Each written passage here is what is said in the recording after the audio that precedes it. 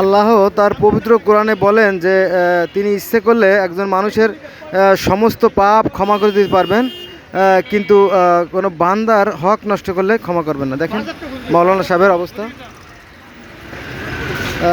রাস্তা জুড়ে দোকান দিয়েছে। এই যে দেখেন রাস্তার মাঝখানে, দেখেন এই দেখেন, এই যে একটা স্কুলের বাচ্চা, দেখেন এই যে এই দেখেন, এই দেখেন এই দেখেন,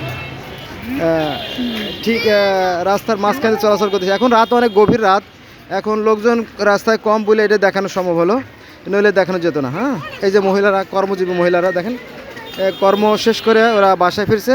হ্যাঁ, ডাইন পাশে দেখেন, ডাইন পাশে সারিবদ্ধ গাড়ি,